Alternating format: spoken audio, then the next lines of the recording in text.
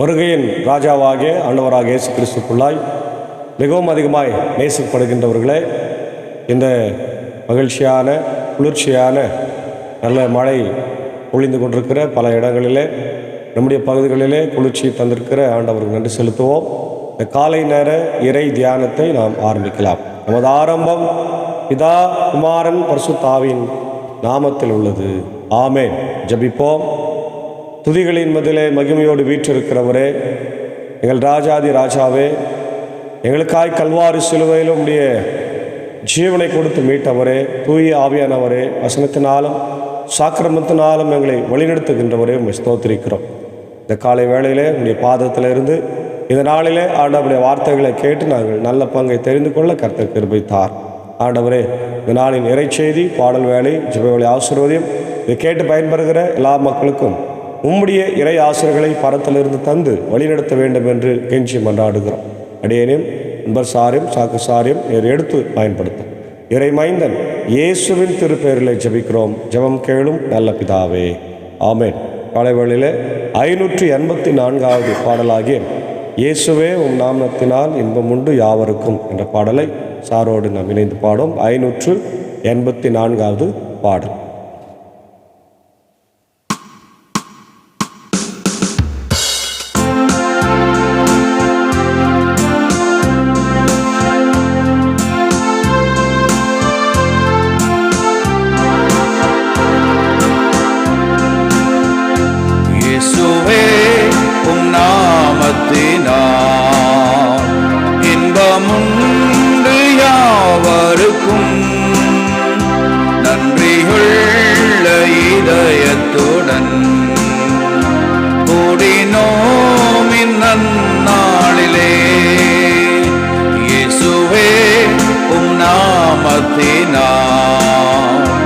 இன்பமுண்டு யாவருக்கும் நன்றியுள்ள இதயத்துடன் கூடினோம் இந்நன்னாளிலே.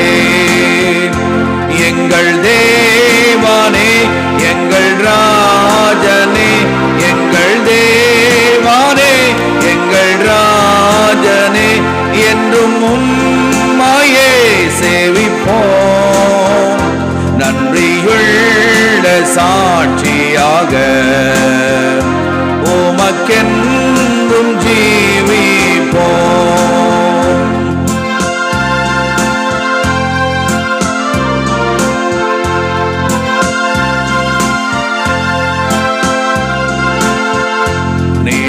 நிலையில்லாயே உலகில் நெறி தவறியலைந்தோம்.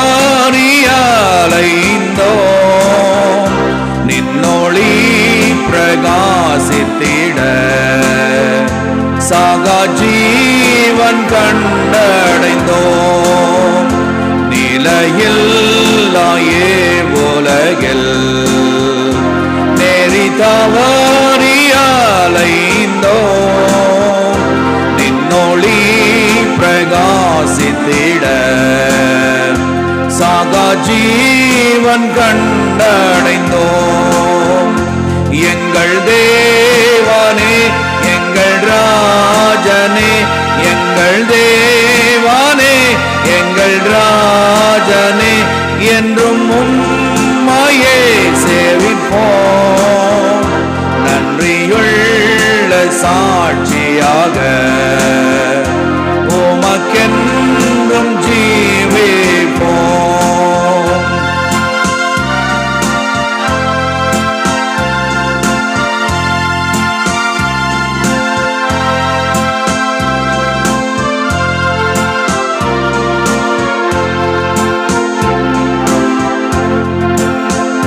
மண்ணை நாடி பொன்னை அடைந்தோம்.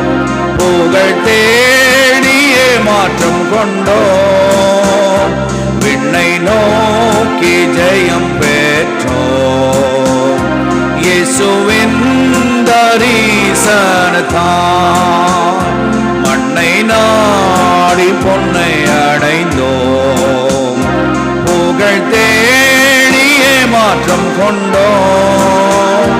விண்ணை நோக்கி ஜெயம் பெற்றோம்.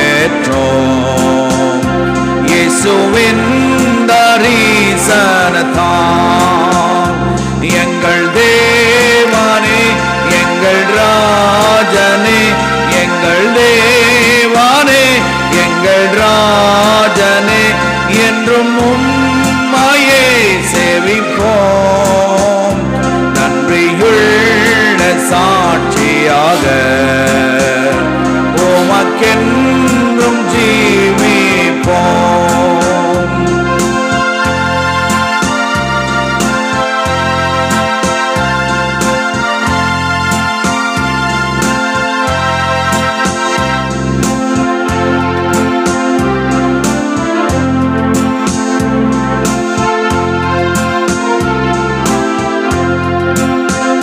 இயேசுவை நாம் பின் செல்லுவோம்.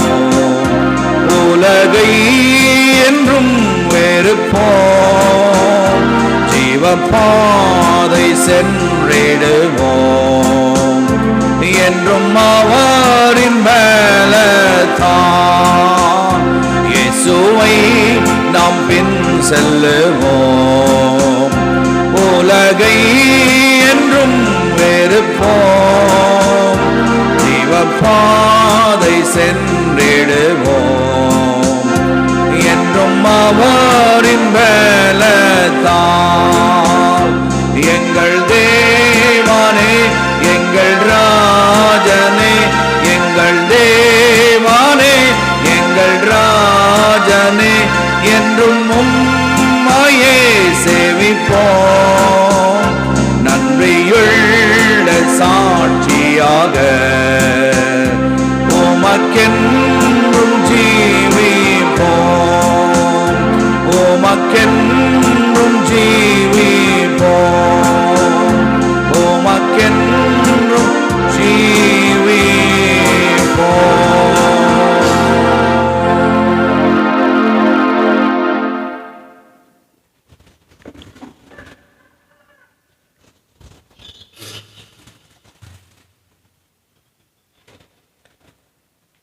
வருகையின் ராஜாவாகிய இயேசு கிறிஸ்துக்குள்ளாக மிகவும் அதிகமாய் நேசிக்கப்படுகின்றவர்களே, காலை நேரத்தில் மீண்டுமாக உங்கள் யாவரையும் இறைமைந்தன் இயேசுவின் திருப்பெயரில் அன்போடு வாழ்த்தி வரவேற்றுக் கொள்கிறேன். இந்த காலை நேரத்தில் நாம் தியானிக்கும்படியாக தெரிந்து கொண்ட கடவுளுடைய வார்த்தை அது 1 தெசலோனிக்கேயர் 3ஆம் அதிகாரம் 9 முதல் 13 வரை உள்ள பகுதிகள். 1 தெசலோனிக்கேயர் 3 9 முதல் 13. என்னுடைய பின்னணியை நாம் தெரிந்து கொள்வது நல்லது. பவுல் எழுதியவற்றுள் இதுவே முதலாவது திருமுகம். இவர் இதனை கிபி 51ஆம் ஆண்டில் எழுதினார். தொடக்க கால மடலாக இருப்பதால் இதில் இறையில் வளர்ச்சி மிகுதியாய் இடம்பெறவில்லை. இருப்பினும் உயிர் பெற்றெழுதல், ஆண்டவரின் இறுதி வருகை ஆகியவை பற்றிய இதன் கருத்துக்கள் முக்கியமானவை. இதனுடைய சூழலும் நோக்கத்தை நாம் பார்க்கும்போது, மாசிதோனியாவில் உள்ள ஒரு துறைமுக நகரம் தெசலோனிக்கா. அங்கு யூதர்கள் மிகுதியாய் வாழ்ந்து வந்தார்கள். பவுல் தம் 2ஆம் நற்செய்தி பயணத்தின் போது தெசலோனிக்கா வந்தார். அங்கு எதிர்ப்பு இருந்ததால் பெரேயா வழி ஏதென்ஸு சென்றார். அங்கிருந்த போது தெசலோனிக்கர்கள் பற்றிய நினைவே அவருக்கு நெஞ்சில் நிறைந்திருந்தது. தாம் அங்கு செல்ல முடியாத நிலையில் பவுல் தமக்கு பதில் தீமத்தேயு அனுப்பினார். தீமத்தேயு அங்கே போய் திரும்பி வந்தபோது நல்ல செய்தி கொண்டு வந்தார். என்னன்னாக்கா, அங்கே உள்ள சீடர்கள் இன்னல்களுக்கு இடையே தளரா ஊக்கத்துடன் கிறிஸ்தவராய் தொடர்ந்து நிலைத்திருக்கின்றார்கள் என்பதை அவர்கள் தீமத்தை பவுலிடம் தெரிவித்தார். அத்துடன் இறந்து போனவர்கள் குறித்து அவர்கள் கவலை கொண்டிருக்கிறார்கள் என்பதையும் எடுத்துரைத்தார். நல்ல செய்தி அறிந்து மகிழ்ந்த பவுல் தம் மகிழ்ச்சியை வெளிப்படுத்தவும் தெசலோனிக்கா அந்த மக்களை பார்க்கவும் மிகவும் ஆவலாய் விரும்பினார்.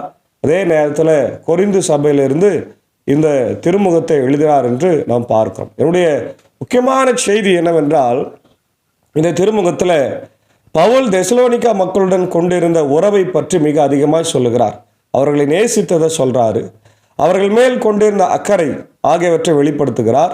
அங்குள்ள கிறிஸ்தவர்களை ஊக்கப்படுத்துகிறார். அவர்கள் கிறிஸ்துவிடம் கொண்டிருந்த அன்புக்காகவும் நம்பிக்கைக்காகவும் நன்றி கூறுகிறார். அவர்களுடன் இருந்தபோது அவர் வாழ்ந்த வாழ்வை நினைவூட்டுகிறார். கிறிஸ்துவின் வருகை குறித்த ஐயப்பாட்டிற்கு விடையளிக்கிறார். கிறிஸ்துவின் வருகைக்கு முன் இறந்தவர்கள் கிறிஸ்து வரும்போது நிலை வாழ்வில் பங்கு பெறுவார்களா, எப்போது கிறிஸ்து வருவார் போன்ற கேள்விகளுக்கெல்லாம் பதில் சொல்லும் நேரத்தில் கிறிஸ்துவின் வருகையை நம்பிக்கையுடன் எதிர்பார்த்து அமைதியாய் உழைக்க பணிக்கிறார். கிறிஸ்து திரும்ப வருதல் எந்த நாளில் நிகழும் என தெரியாததால் அவரது வருகைக்காக எப்பொழுதும் தயாராக இருக்குமாறு வேண்டுதல் செய்கிறார் என்பதை நாம் பார்க்கின்றோம். அன்பானவர்களே, இந்த பகுதி 3ஆம் அதிகாரத்தில் நாம் பார்க்கும்போது 1 முதல் 13 வசனங்களில் இந்த பகுதி இருக்கிறது. முக்கியமாக இந்த பகுதியில் நாம் பார்த்தால் பவுலுடைய வருகைக்காக அந்த மக்கள் ஆவலாக எதிர்பார்த்து கொண்டிருக்கிற போது பவுல் அங்கே செல்ல முடியாத ஒரு சூழ்நிலை. ஏன்னா மிக கடுமையான எதிர்ப்பு. இவர் போகிற இடத்துல எல்லாம் மக்களை ஏசாமிக்காக ஆயத்தப்படுத்துகிறார். அல்லேலூயா. ஒரு மிஷினரியாக மிக சிறப்பான ஊழியத்தை செய்கிறார். புதிய ஏற்பாட்டில் மிக அதிகமான நிருபங்களை எழுதியவர் பவுலடிகளார். மாத்திரமல்ல, அநேக இடங்களுக்கு சென்று மிஷினரி பயணத்தை மேற்கொண்டு பவுலடிகளார் திருச்சபைகளை ஏற்படுத்தினார், தலைவர்களை ஏற்படுத்தினார் என்று பார்க்கிறோம். அப்போ இவர்களை பவுலடிகளாரை இந்த தெசலோனிக்க மக்கள் பார்க்கும்போது மிகுந்த பயமாய் இருந்தது. ஏனென்றால் நம்மளை எல்லாரையும் அவர் கிறிஸ்தவர்களை மாற்றிடுவாரோ அப்படின்ற பயம் யூதர்களுக்கு அதிகமாக இருந்தது, யூத தலைவர்களுக்கு இருந்தது. அதனால் தெசலோனிக்க நகருக்கு அவரை வரவிடாமல் செய்தார்கள். அங்கிருந்து அவர் ஏதேன்ஸ் போய் கொரிந்தில் இருக்கிறார். அப்போது தீமத்தை அனுப்பும்போது தீமத்தை போய் அவங்கள பார்த்து நல்ல செய்தியையும், அதே நேரத்தில் அவங்களுக்கு நிறைய ஐயப்பாடு, சந்தேகங்கள், மரணத்தை குறித்து, கிறிஸ்துவின் வருகை குறித்து இருக்கிறதை பார்த்து அவர் கலக்கமுற்றார் என்று பார்க்கிறோம்.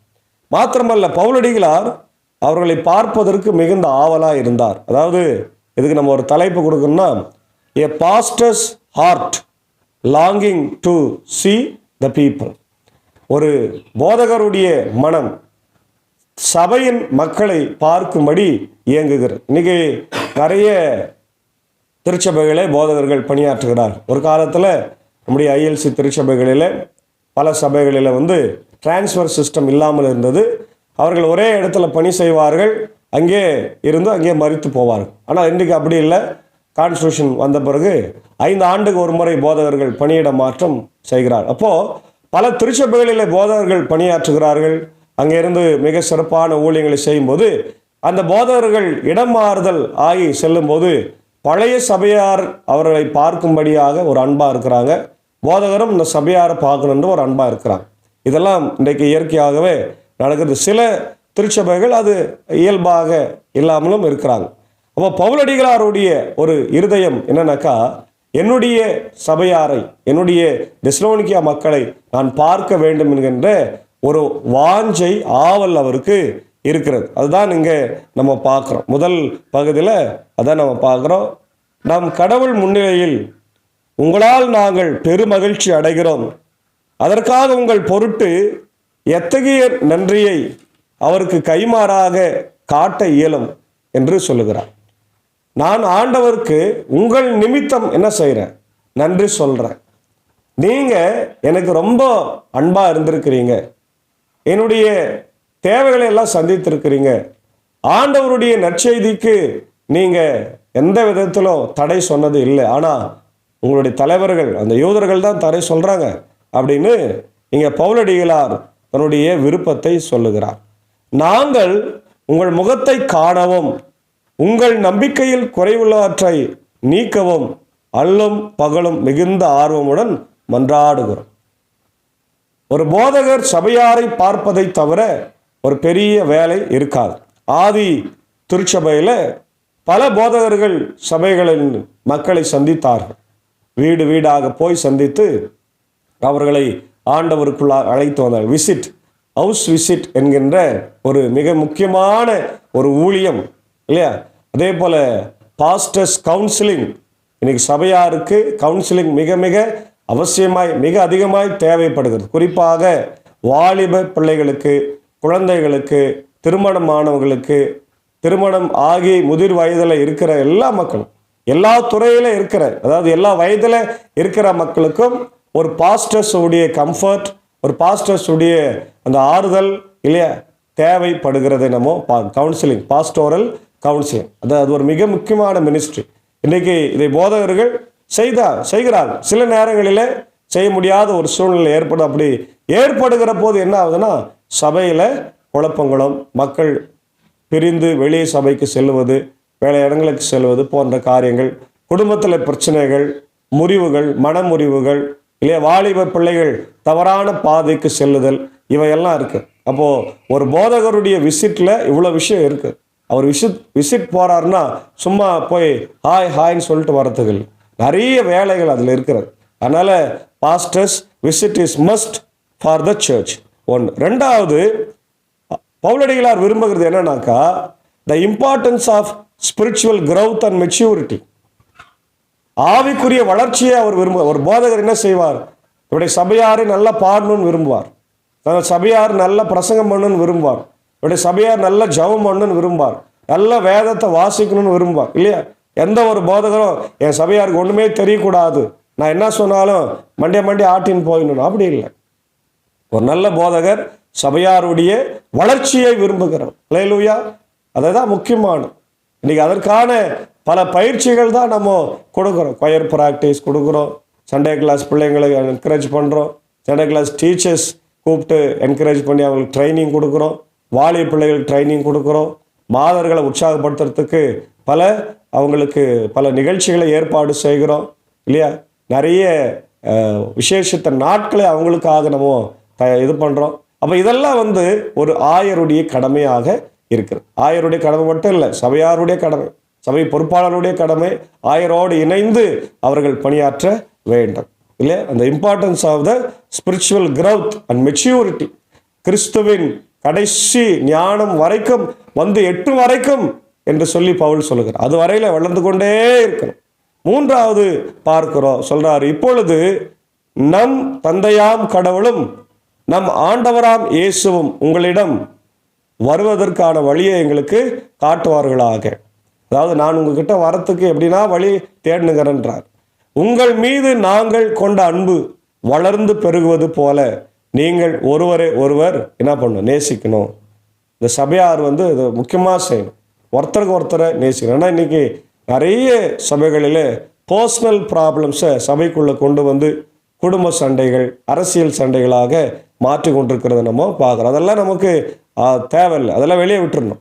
ஒருவருக்கு ஒருவர் அன்பாக இருக்க வேண்டும். அதான் சொல்றார், ஒருவருக்கு ஒருவர் அன்பாக இருங்கள், ஒருவரை ஒருவர் தாங்குங்கள், வளர்ந்து பெருகுங்கள், இதற்கு ஆண்டவர் உதவி செய்வாராக என்று சொல்றார். இவ்வாறு நம் ஆண்டவர் இயேசு தம்முடைய தூயரோடு அனைவரோடு வரும்பொழுது நம் தந்தையாம் கடவுள் முன் நீங்கள் குற்றமின்றி தூய்மையாக இருக்குமாறு அவர் உங்கள் உள்ளங்களை உறுதிப்படுத்துவாராக. இல்லையா? அவர் வருகிறார். எப்போ வராரு, எங்கே வராரு, எந்த நேரத்தில் வராரு, அதெல்லாம் தெரியாது. வருவார். வானத்தில் அவரை எல்லாரும் பார்ப்போம், வருவார், நிச்சயமாக வருவார்.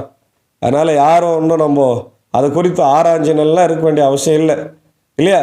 நம்ம அவர் வருவார் அப்படின்றத உள்ளத்தில் எண்ணி நம்ம இயல்பான வாழ்க்கை வாழணும்.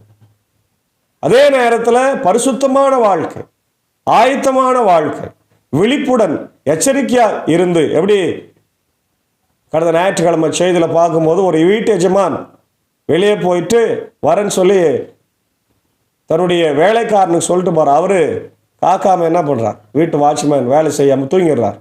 இப்போ அவர் கண்டுபிடிக்கும் போது அவரை மாத்துறார். அது மாதிரி நம்ம இல்லாமல், தூங்குகிறவர்களாக இல்லாமல் விழித்திருந்து அவரை வரவேற்க நம்ம ஆயத்தமாக இருக்க வேண்டும். அதான் சொல்கிறாரு, இல்லையா?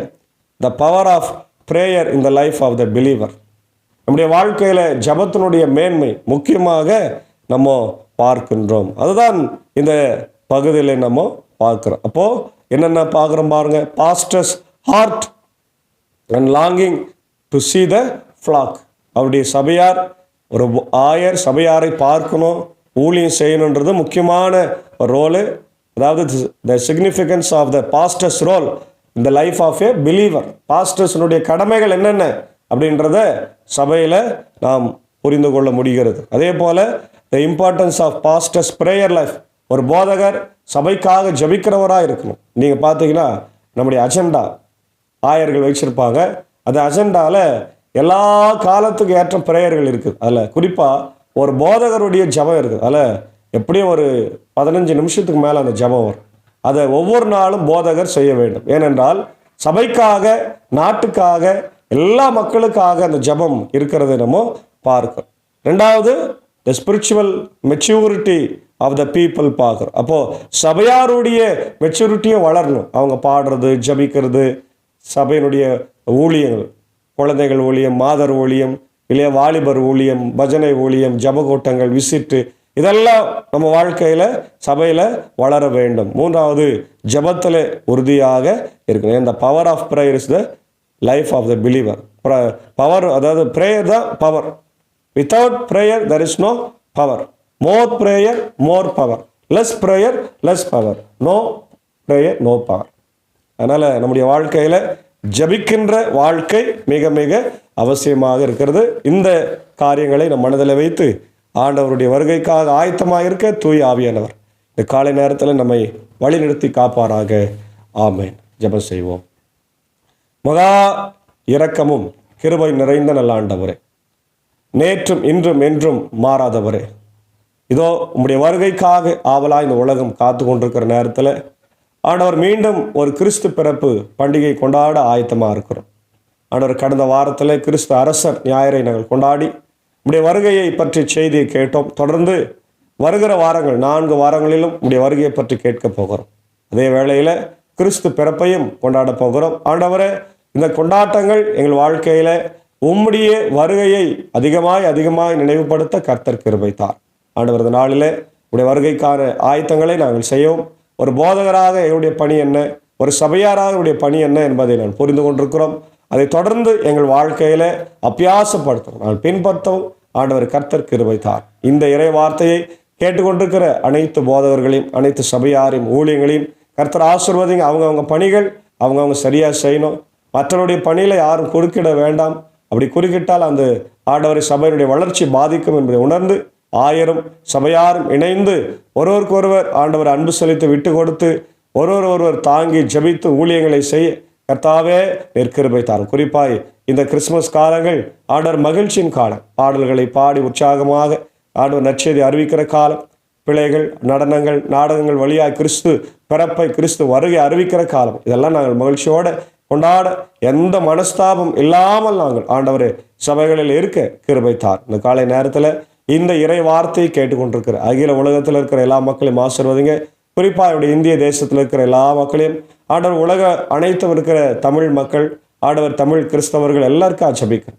விசேஷமாக என்னுடைய இந்திய சுவிசேஷ லுத்தரன் திருச்சபை 3 சபை சங்கங்கள், போதகர்கள், ஊழியங்களுக்காக, சபைகளுக்காக, ஸ்தாபனங்கள், பள்ளிக்கூடங்களுக்காக, ஆண்டவரை பெதஸ்தா மருத்துவனுடைய ஆண்டவர் திறப்புக்காக நான் ஜெபிக்கும். கண்ணோக்கி பாருங்க. நிச்சயமாக இந்த ஜெபங்கள் எல்லாம் ஒரு நாள் கேட்கப்படும் என்று நாங்கள் ஆண்டவரே தினந்தோறும் ஆவலாய் கண்ணீரோடு ஜெபிக்கிறோம். குறிப்பாய் ஆண்டவரை இந்திய தேசத்திற்கு அவருடைய ஜனாதிபதி, பிரதமர், உடைய முதலமைச்சர், கவர்னர், அனைத்து மாநிலத்தினுடைய முதலமைச்சர், கவர்னர், அனைத்து கலெக்டர்ஸ், எம்எல்ஏ, எம்பிக்களுக்காக ஜெபிக்கிறோம். ஆண்டவரே, என்னுடைய இந்திய தேசத்தை நல்ல முறையில் சாதி, மதம், இனம், மொழி பேதமின்றி நடத்த கர்த்தர் கிருபை தார். உலக நாடுகளுக்காக ஜெபிக்கிறோம். அமைதியை தாரும், போர்கள் எல்லாம் மாற்றும், இயற்கை பேரிழந்துகளை காத்துள்ள வேண்டுமா ஜெபிக்கிறோம். விசேஷமாய் நேற்று தினத்திலிருந்து ஆண்டவரே சென்னை உட்பட பல கடலுடைய மாவட்டங்களிலே, ஆண்டவர் கடல் சார்ந்த மாவட்டங்களிலே நிறைய மழை பெய்து கொண்டிருக்கிறது. மக்களுடைய இயல்பு வாழ்க்கை, குறிப்பாய் தாழ்வான இடங்களிலே ஏழை எளிய மக்கள் பாதிக்காத வண்ணம் அரசாங்கம் துரிதமாய் போர்க்கால அடிப்படையில் ஆண்டவரை நிவாரணங்களை எடுக்க கர்த்தர் கொடுக்க கிருபை தர வேண்டுமா ஜெபிக்கிறோம். தொடர்ந்து ஆண்டவர் இந்த நாளிலே ஊழியத்தில் எங்களோடு இருக்கிற நண்பர் சார்க்காக, ஏஞ்சக்காவுக்கான பிள்ளைகள், மாத்தால் மரியாளுக்காக ஜெபிக்கிறோம். ஆண்டவரே, கால சீதோஷ்ண மாற்றம் ஏற்படுகிறது. குழந்தைகளை கர்த்தர் ஆசீர்வதிங்க. ரத்த கோட்டைகளை மறைத்து கொள்ள, பலவீனங்களை மாற்றுங்க. இப்படி சாகோ சார்க்கா டீச்சருக்காக ஜெபிக்கிறோம். இசை வழி பயணத்தில் எங்களோடு இருந்து ஆண்டவரே அநேக திருச்சபைகளுக்கு சென்று ஊழியங்களை செய்கிறார். தொடர்ந்து இந்த தியானத்தில் எங்களோடு இருக்கிறார். நன்றி செலுத்துகிறோம். சாருக்கும் டீச்சருக்கும் நல்ல சுகத்தை பலத்தை தந்து இது வழி நடத்துங்க ராஜா. இதை யூடியூப் வழியாக, ஃபேஸ்புக் வழியாக, வாட்ஸ்அப் வழியாக கேட்டு பகிர்ந்து அநேக மக்களுக்கு நற்செய்தி அறிவிக்கிறேன். எல்லா மக்களையும் கர்த்தர் ஆசீர்வதிங்க. அடியனை வல்லமையாக எடுத்து நீர் பயன்படுத்தும்.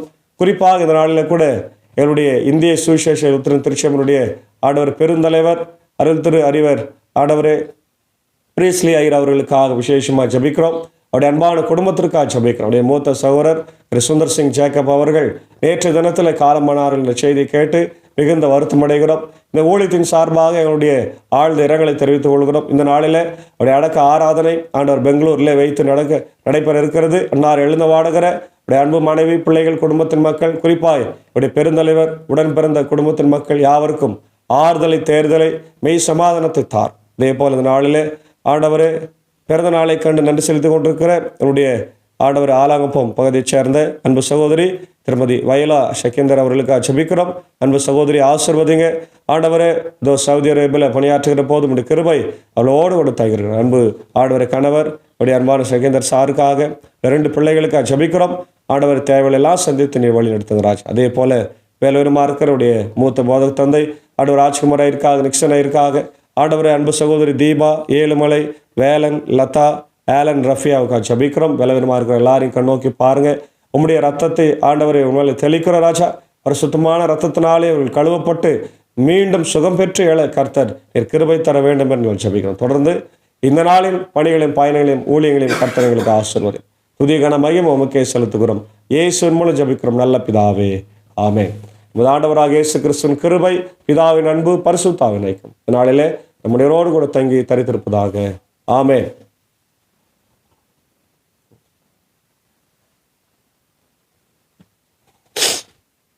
மைக் ஒரு லெவல் வச்சு மேலே போச்சு.